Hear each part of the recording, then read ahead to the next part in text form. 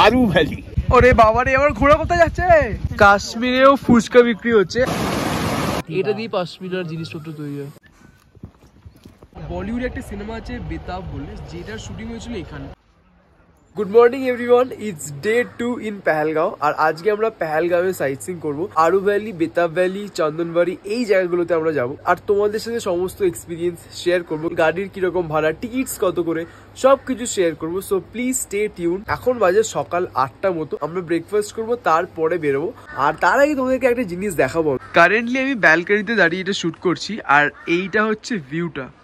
আর যেটা তোমাদেরকে বলছিলাম দেখাবো, এই যে গাছগুলো প্রচুর হয়ে আছে আমাদের হোটেলের আশেপাশে। আমি তো ফার্স্টে ভেবেছিলাম যে নর্মাল কোনো গাছ, বাট তারপরে জানতে পারলাম যে এটা ওয়ালনাট গাছ। আমরা যেরকম বাদাম খাই, নর্মাল পিনাটস, এরা সেরকম আখরোট খায়। আমি কালকে দেখছিলাম একটা চায়ের দোকানে পায়েস বানানো হচ্ছিল এখানে, সেখানে এত ওয়ালনাটস ভাঙছে আর দিচ্ছে, হোলসেল যে ওয়ালনাটস গুলো সেগুলো গাছ থেকে পারছে, ভাঙছে আর দিচ্ছে, মানে এতটাই এখানে এটা নর্মাল। আর একটা বিষয় বলবো, শ্রীনগরে কিন্তু এতটা ঠান্ডা আমাদের লাগছিল না, বাট পেহেলগাঁওতে প্রচন্ড ঠান্ডা, মানে হাড় কাঁপানো ঠান্ডা। আর কালকে রাত্রে টেম্পারেচার ছিল 7 ডিগ্রি মতো, মানে সিরিয়াসলি ভীষণ ঠান্ডা লাগছিল। আর একটা জিনিসও বলবো যে কালকে আমরা লাঞ্চের পরে একটু বেরিয়েছিলাম আশপাশটা দেখার জন্য, নদীর কাছে গিয়ে বসেছিলাম।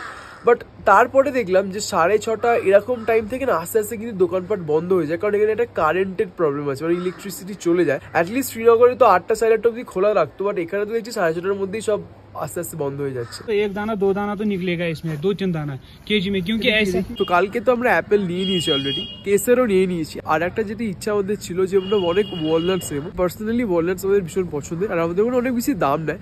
তো চেয়েছিলাম যে এখান থেকে ভালো ওয়ালনাটস নিতে, কারণ যদি সেমই দাম হয় তাহলে এখান থেকে নিয়ে তো লাভ নেই। শ্রীনগরে যে হোটেলে আমরা ছিলাম সেই দাদার সাথে কথা হচ্ছিল, টুরিস্টদেরকে দাম বেশি বলা হয়, আদারওয়াইজ কিন্তু দাম এখানে কম। আমরা অনেক বার্গেনিং করে আজকে আমাদের হোটেলেই একজন দাদা এসেছিলেন, তার থেকে নিলাম। তো 400 টাকা পার কেজি নিল। আমাদের 3টে ফ্যামিলি 1 কেজি করে নিয়েছে। আমরা ওয়ালনাটস টেস্ট করলাম, ওয়ালনাটস আর রিয়েলি গুড।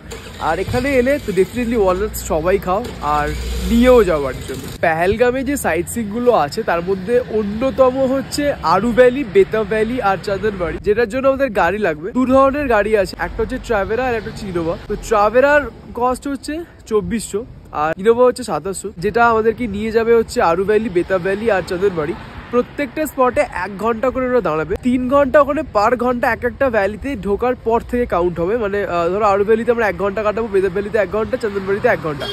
এবার যাতায়াতের যে টাইমটা সেটা ড্রাইভারের উপরে, সেটার সাথে এই 3 ঘন্টার কোনো লিঙ্ক নেই, ওটা ওর উপরে ডিপেন্ড করছে। কিন্তু ঢোকার পরে আমরা 1 ঘন্টাই কাটাতে পারবো। আর যদি বেশি টাইম আমাদের ওখানে লাগে ফটো তোলার জন্য, তাহলে কিন্তু পার ঘন্টায় 400 টাকা করে এক্সট্রা চার্জ করবে। So yeah, that's the information. এছাড়াও মিনি সুইজারল্যান্ড বলে আরেকটা স্পট আছে, যেটা ট্যুরিজমের মধ্যে ভীষণই ফেমাস, বাট ওটা যাওয়ার জন্য তোমাকে ঘোড়ায় করে যেতে হবে। এই হচ্ছে আমাদের ট্রাভেরা। আমাদের এরকম 2টো গাড়ি করা হচ্ছে, একটাতে 7 জন বসবে, আর একটা গাড়িতে আবার 7 জন বসবে। সামনে 1 জন, এখানে 3 জন, আর লাস্টে 2 জন। চলো let's start our journey. Aru valley এখান থেকে 12 কিলোমিটার দূর। রাস্তার দিকে যাচ্ছি, দুটো সাইডে কিন্তু পরপর খালি পার্ক আর ম্যাগির দোকান প্রচুর। অতটা ভিড় নেই, বাট স্টিল করা আছে জায়গাগুলো। আর এটা হচ্ছে লিডার নদী, এটা আরু ভ্যালি, বেতাব ভ্যালি ওখানেও থাকবে। অসাধারণ জায়গাগুলো দেখতে। লিডার নদীর জলের কালারটাও কিন্তু খুব সুন্দর, মানে ব্লুইশ হোয়াইট এরকম একটা কালার, গ্রিনও ঠিক নয়। হ্যাঁ হ্যাঁ, অ্যাকচুয়ালি সাবান গোলা জলের মতো লাগছে পুরো। এখান থেকে আমাদের নিজেদেরকে হেঁটে যেতে হবে ওইদিকে ভ্যালিটা। আর এখানে সব গাড়িগুলো স্টপ থাকবে। আরু ভ্যালি, ইয়েস, ফার্স্টে আরু, তারপরে বেতাব, তারপরে চন্দনবাড়ি। তো এখানে পরপর অ্যাপেলস বিক্রি হচ্ছে, এখানে অ্যাপেল জুসও বিক্রি হচ্ছে। ভাইয়া এক অ্যাপেল জুস খাবো। কালকে আমরা খেয়েছিলাম ওখানে অর্চার্ডে, আজকে এখানেও খাবো। তো এই অ্যাপেল জুসের এখানেও দাম হচ্ছে 50 টাকা। এটা অ্যাকচুয়ালি শুধুই অ্যাপেল জুস। আগের দিন যেখানে খেয়েছিলাম একটু করে নুন দিয়ে দিয়েছিল, বাট এটা জাস্ট অ্যাপেল জুস। ভালো খেতে। ওখানে আখের রস খাই, এখানে অ্যাপেল জুস খাচ্ছি, ভালো লাগছে। আরু ভ্যালির ভেতরে একটা এরকম গার্ডেন আছে, এরকম বিস্তর বড় একটা গার্ডেন, যেখানে প্রচুর মানুষই ঢুকেছে। বাট এটা ঢোকার জন্য কিন্তু একটা এন্ট্রি ফি আছে, মানে পার্কে যেরকম আমাদের দিতে হয় এটাতেও সেম। পার অ্যাডাল্ট 30 টাকা, চিলড্রেনদের 15 টাকা। গরমকালে এটা টাইমিং হচ্ছে সকাল 8টা থেকে রাত্রি 7টা, মানে সন্ধ্যে 7টা। আর শীতকালে টাইমটা একটু চেঞ্জ হয়, 8টা থেকে বিকেল 5টা অব্দি হয়ে যায়, কারণ তখন আরো বেশি ঠান্ডা বাড়ে। তাই জন্য আমরা এটার মধ্যে ঢুকছি না, কজ ফালতু যেহেতু 30 টাকা দিয়ে ঢোকার কোনো মানে হয় না, কারণ অ্যাজ কিছু ডিফারেন্স নেই এটার আর ওটার মধ্যে। আমাদের যে ড্রাইভার সে নিজেই বারণ করলো আমাদেরকে যে এখানে ঢোকার অ্যাজ কোনো দরকার নেই, বাইরে থেকেই আপনি ভালো ফটো ক্লিক করতে পারেন অ্যান্ড তারপরে উই উইল মুভ টু বেতা ভ্যালি। তো আর একটা ইন্টারেস্টিং জিনিস জানতে পারলাম, পশমিনা যে শাল বা পশমিনার যে কাজ হয় সেটা হচ্ছে এই যে দেখো হোয়াইট কালারের একটা ছাগল দেখতে পাচ্ছ, এইটার লোম দিয়ে নাকি হয়। সো এটা আমার জন্য নতুন ছিল, তো আমি ভাবলাম কি এটা নতুন জিনিস তোমাদের সাথে শেয়ার করি। কাশ্মীরেও ফুচকা বিক্রি হচ্ছে, আর এখানে আমি যেটা নোটিস করছি অ্যাপেল জুসের থেকে বেশি মানুষ ফুচকা খাচ্ছে, কারণ বাঙালি তো বেশি। আমাদেরও যারা আছে তারাও সবাই বলেছে একটা একটা করে ফুচকা খাবে, কিরকম টেস্ট সেটা জানার জন্য। এটা কিন্তু ঠিক আমাদের ওখানকার ফুচকার মতো না, দেখ একটু মোটা মোটা টাইপের লাগছে এটা। কিরকম খেতে? খারাপ না, ঝাল ঝাল টক টক যেরকম হয়, আর ফুচকাটা ঠিক আমাদের ওখানে ফুচকার মতো না, একটু মোটা মোটা টাইপের। তো এখানে 12টা ফুচকার দাম 50 টাকা। এখানের জন্য এটা ঠিকই আছে। সব থেকে বড় কথা, যে জলটা ওরা ইউজ করছে সেই জলটা কিন্তু কোনো কেনা জল নয়, ঝর্ণার জল। তার মধ্যে ওরা লোকাল একটা মশলা গুঁড়ো দিচ্ছে ওরা, এমনি তার সাথে তো ইমলি আছে, এবং এই ইমলিটাও কিন্তু পাহাড়ি তেঁতুল, যেটা রং কিন্তু খুব একটা কালো মতো না, একটু সবুজ সবুজ। হ্যাঁ সবুজ সবুজ, সেইটা দিচ্ছে ওরা। দেখে অনেকটা মনে হবে আমাদের ওখানকার ওই জলজিরা যেটা হয় ওই রকম, ওই টাইপের টেস্টি, ভালো। এই ভেড়াটা দেখো, একদম নিউ বর্ন একটা ভেড়া, এখন ভালো করে দাঁড়াতেও পারছে না, আর পিছনে ওর মা। এখানটা ভেতরটা ঢুকতে পারলে ভালো লাগতো, বাট আমি বাইরে থেকেই তুলছি। Cute cute.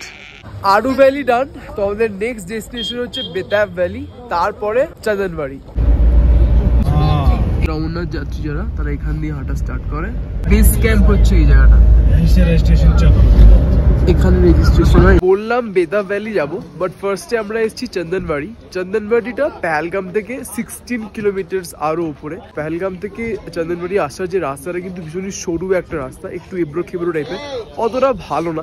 আর চন্দনবাড়ি আসার পথেই আমরা অমরনাথ যাত্রীর যে বেস ক্যাম্প ওটা দেখলাম। আগের দিনকে দেখেছিলাম বালতালের বেস ক্যাম্পটা, যেটা অমরনাথ যাচ্ছে সোনমার্গে যাওয়ার সময়, আর আজকে দেখলাম পেহেলগাম দিয়ে যেটা অমরনাথ যায় সেইটার বেস ক্যাম্পটা। আর এখানেও কিন্তু প্রচুর ড্রাই ফ্রুটস আছে, ড্রাই ফ্রুটস ছাড়াও কিউই, তারপরে পাইনাপেল, এগুলোও আছে, চিনির সিরাপে ডুবিয়ে তারপরে আর কি রাখা হয়েছে, আখরোট ফাখরোটও আছে। আমাদের গাড়িটা যেখানে দাঁড় করিয়ে দিল, এখান থেকে 10 মিনিট মতো একটু হাঁটতে হবে, তারপরে এই অমরনাথের যে ওই যে রাস্তাটা ওটা দেখতে পাবো। ওখানে কিছু ফটো তুললে বললো চলে যেতে। আর এইখান থেকে এই যাত্রাটা শুরু আর কি, এই যাত্রা এই রাস্তাটা দিয়ে। হোলি কেপ মানে যেইখানে শিবলিঙ্গটা তৈরি হয় বরফে, সেইটা এখান থেকে 32 কিলোমিটার। আর তার আগে শেষনাগ, যেখানে আরো একটা লাস্ট বেস ক্যাম্প পাওয়া যাবে, সেইটা হচ্ছে 12 কিলোমিটার। এখান থেকেই যাত্রা শুরু হয়। আমরা সেই জায়গায় এসে পৌঁছেছি, আমরা যদিও যাবো না আজকে। অমরনাথ যাওয়ার যে পুরনো রাস্তা সেটা হচ্ছে এই রাস্তাটা, আর এই যে রাস্তাটা আমরা একটু আগে দেখাচ্ছিলাম এটাও কিন্তু নতুন রাস্তা, এটা বলছে কোনো কনস্ট্রাকশন চলছে। আর পাশেই দেখো খুব সুন্দর একটা নদী, অনেক পাথরের মাঝখান দিয়ে ভেঙে ভেঙে নিচের দিকে নামছে। আমি জিজ্ঞাসা করছিলাম দাদাদেরকে যারা এখানে লোকালস, যেটা কি নদী, তো ওরা এক্স্যাক্টলি কোনো নাম নেই বলছে নদীটার, বলছে অনেক জায়গাকার জল মিশছে এখানে, তো দ্যাটস ওয়াই কোনো প্রপার নদীটার নাম নেই, বাট দেখতে ভীষণ ভালো লাগছে। মানে জায়গাটার যে ন্যাচারাল বিউটিটা নদীটা আরো বেশি বাড়িয়ে দিচ্ছে। পরপর অনেকগুলো দোকান আছে এই রাস্তার মধ্যেই, তো ওখানে সবাই নেমেছি একটু করে কফি খাওয়ার জন্য, যে যার মতো খাচ্ছে। সবাই শরীরটা ঠিকঠাক নেই। আর এই দাদাকে জিজ্ঞাসা করলাম, এই দাদা আবার বলছে এই নদীটার নাম লিদার। তো এটাই হচ্ছে বেতাব ভ্যালি, যেটার আগে নাম ছিল হাজান ভ্যালি, বাট বলিউডে একটা সিনেমা আছে বেতাব বলে, যেটার শুটিং হয়েছিল এখানে, তারপর থেকে এটার নাম হচ্ছে বেতাব ভ্যালি। নিচে তুমি যদি যাও 100 টাকা পার পার্সন টিকিট দিয়ে তোমাকে এন্ট্রি করতে হবে, আর বাচ্চাদের মনে হয় 50 টাকা, আমি নট শিওর অফ দ্যাট। তো আমরা উপর থেকেই দেখে নিচ্ছি, খুব সুন্দর দেখতে, সুন্দর দেখতে, সিরিয়াসলি অপূর্ব।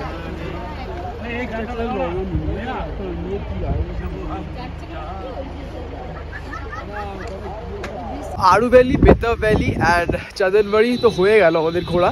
এরপরে আমরা হোটেলে এসেছিলাম, ভেবেছিলাম যে আর বেরোবো না, কারণ বেতাব ভ্যালি থেকে হঠাৎ করেই দেখলাম বৃষ্টি আরম্ভ হয়ে গেছিলো, আর ওপর থেকে ভালো ভিউটাও আমরা পেয়ে গেছিলাম। আমাদের যে ড্রাইভার ছিলেন সে নিজেই বললেন ভেতরে যাওয়ার থেকে ওপর থেকে ভিউ বেশি ভালো, so that's why we skip that part. তারপরে তো ভেবেছিলাম যে ভিডিওটা এখানেই শেষ করে দেবো, কারণ আমাদের কোনো কথা ছিল না আর কোনো সাইট সিইং করার, বাট হঠাৎই এখানে সবাই বলছে যে মিনি সুইজারল্যান্ড যেটা পেহেলগামে আছে, it's one of the speciality and it's a must visit. That's why আমরা ডিসাইড করলাম যে সবাই না গেলেও কেউ যাবো যারা যেতে চাইছে, লাইক মি, আমার দাদা, বৌদি, বাপি, মেসোমশাই, 6 জন মতো যাচ্ছে। মিনি সুইজারল্যান্ডে যাওয়ার জন্য কিন্তু ঘোড়া ইজ দ্য অনলি অপশন, কোনো গাড়ি ফাড়ি যাবে না, আর মোটামুটি 2-3 ঘন্টা লাগবে। 1200 টাকা করে বলেছে পার পার্সন, তো এবার একটু বার্গেনিং করতে হবে, দেখি আলটিমেটলি কতই রাজি হয়।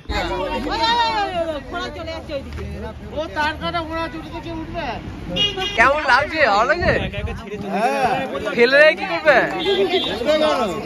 তো ফাইনালি একটা ঘোড়ায় তো উঠে গেছি, বাট ঘোড়াটা মাঝে মাঝে দেখছি নড়ছে, একটু ভয় ভয় লাগছে। রোহান এখানে আছে, বাবা সবাই একটা করে উঠে পড়েছে, ভয় লাগছে। হোটেল থেকে কিছুটা আমরা এগিয়ে এসেছি অলরেডি, আর এবার ওই পাহাড়ের এরকম স্টিপ। ওরে বাবা রে, আমার ঘোড়া কোথায় যাচ্ছে? আমরা যাচ্ছি তো যাচ্ছি, অ্যাকচুয়ালি যত উঠছি ভয়টা আস্তে আস্তে কমছে। ফার্স্টে একটু ভয় ভয় লাগছিল, এখন আর লাগছে না। ঘোড়াগুলো সব কটা সেম দিক দিয়েই যাচ্ছে, একই ডিরেকশন ফলো করছে। মিনি সুইজারল্যান্ড পৌঁছানোর আগেও কিন্তু কয়েকটা ভিউ পয়েন্ট আছে, যেটা ওখানে দেখতে পাচ্ছ ওই দাঁড়িয়ে আছে এই জায়গাটা, ওখানে হচ্ছে কাশ্মীর ভ্যালি। প্রথমে ছিল পেহেলগাঁও ভ্যালি, এটা হচ্ছে কাশ্মীর ভ্যালি যেখানে আমরা এসে ওয়েট করছি। আর এই যে পাহাড়টা দেখছো, এই পাহাড়টার পিছনে কিন্তু শ্রীনগর আর ওই শঙ্করাচার্যের মধ্যে যেখানে আমরা উঠেছিলাম। এখানে জাস্ট ঘোড়ার মধ্যে আমরা একটু ওয়েট করবো, এরপরে আবার এগিয়ে যাবো। লাস্ট যে পয়েন্টটা আছে সেটাতে আমরা দাঁড়াবো, ঘোড়া থেকে আর কি নামবো।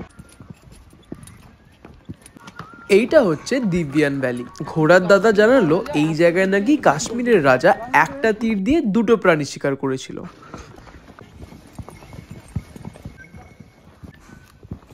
এটা হচ্ছে আমাদের ফাইনাল ডেস্টিনেশন, মানে মিনি সুইজারল্যান্ড। পরপর সব ঘোড়াগুলো এখানে দাঁড়িয়ে আছে, মানে এই ঘোড়াগুলো করেই সবাই আসছে। একটু কিছুক্ষণ ওয়েট করবে, তারপরে আবার যাওয়ার সময় এখান দিয়ে যাবে। ছোট একটা ডিসক্লেমার ফার্স্টে দিয়ে দিই, লাস্টের দিকে রাস্তা কিন্তু প্রচন্ড খারাপ, মানে প্রচন্ডই খারাপ। আর সেখানে ঘোড়া ছাড়া সত্যি কথা বলতে অন্য কিছু ওটা পসিবলও নয়। আয়তার ঘোড়া না হলে হেঁটে, কিন্তু পেহেলগাম থেকে এখানে হেঁটে আসাটা একদমই পসিবল নয়, আর গাড়ি তো একদমই পসিবল নয়। সো ইয়া, লাস্টের দিকটা you really have to be careful, otherwise তুমি পড়ে যাবে যে কোনো মুহূর্তে। সবাই তো মিনি সুইজারল্যান্ড বলছে বটে, বাট জায়গাটার অরিজিনাল নাম হচ্ছে বাইস্ট্রান। আর এখানেও বাকিগুলোর মতো কিন্তু টিকিট কেটে এন্ট্রি করতে হবে, আর পার অ্যাডাল্ট 35 টাকা, আর বাচ্চাদের হচ্ছে 15। Finally we entered. এই জায়গাটা কিন্তু শীতকালে আরো ভালো লাগে, পুরো একদম বরফে মোড়ানো থাকবে। এই ভিউটার জন্যই এটা মিনি সুইজারল্যান্ড বলছে। জায়গাটার থেকেও না বেশি ভালো লেগেছে এই হর্স রাইডিংটা, মানে এটা ইটসেলফ একটা অ্যাডভেঞ্চারের মতো ছিল। তো এটাই হচ্ছে পাশমিনার ছাগল, এই যে চুলগুলো এটা দিয়ে পাশমিনার জিনিসপত্র তৈরি হয়। এখানে কিন্তু জিপ লাইনিং এর ব্যবস্থা আছে। এই যে লাইনটা দেখছো, এই যে তারটা গেছে, এখান দিয়ে জিপ লাইন করা হচ্ছে। এই পয়েন্টটা থেকে, যেখানে এটা আছে টেরেসটা, এখান থেকে ওই পয়েন্টটাতে যাচ্ছে। এছাড়াও আমি প্রচুর দোকান দেখতে পাচ্ছি, খাবার, টুকটাক স্ন্যাক্স অ্যান্ড অল। এদিকে পর পর সারি সারি দেওয়ার দোকান, আর অসাধারণ একটা ভিউ। পুরো জায়গাটাই কিন্তু বড় একটা মাঠ, গল্ফ বা কিছু খেলার মাঠ যেরকম হয়। বাট এই জায়গাটা আরো বেশি ভালো লাগে শীতের টাইমে, এই গ্রিনের জায়গায় তখন সব হোয়াইট দেখাবে পুরো। এই দেখো একজন জিপ লাইনিং করছে এখানে, বেশ অনেকটা। এই দেখো এছাড়া আর একটা অ্যাক্টিভিটি, এর ভেতরে কিন্তু বাচ্চাগুলোকে ঢুকিয়ে দিয়ে পুরো ঘোরাচ্ছে, এটাও বেশ ভালো। এখানে তো করার মতো কিছু নেই, জাস্ট অ্যাক্টিভিটি করতে পারো। জিপ লাইন হচ্ছে 350 টাকা পার পার্সন। আর অনেকক্ষণ বেশ আমরা রইলাম এখানে। এখন কটা বাজে? 4:30 বাজে। আমরা 3:45 থেকে 4:30 মতো রইলাম এখানে, 45 মিনিটস মতো। এবার we will back to our hotel, because কিছু ঠান্ডা লাগছে। এতক্ষণ রোদ্দুরটা ছিল বলে গরম লাগছিল, বাট এবার রোদ্দুরটা আস্তে আস্তে সরছে, সো ঠান্ডাটাও বাড়ছে। আর আমাদেরকে এখনো 1 ঘন্টা নিচে নামতে হবে, মেবি 1 ঘন্টা একটু কম লাগতে পারে। আর আমরা লাঞ্চও এখনো করিনি, সো ইয়া চলো। তো finally we reach to our hotel. অনেক কম টাইম লাগলো, যেতে 1 ঘন্টার পুরো টাইম লেগেছিল, আর আসতেও তাই ওই রকমই 1 ঘন্টা একটু কম লাগলো।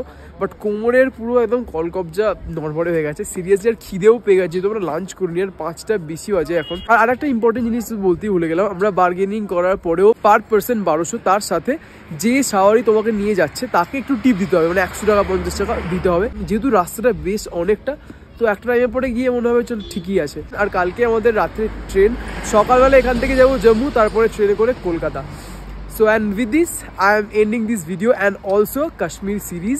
I hope তোমাদের ভালো লেগেছে। আমার সমস্ত এক্সপিরিয়েন্স আমি তোমাদের সাথে শেয়ার করলাম, প্রত্যেকটা জায়গায় কিরকম লাগলো না লাগলো। ফার্স্ট থেকে প্রত্যেকটা এপিসোড দেখো কোন সিরিজে কি করলাম আমরা। অ্যান্ড ইয়া, একটা ভিডিওতে প্লিজ লাইক করে দিও, কমেন্ট করো, ও brother subscribe my channel. And till then always enjoy your food. Tata.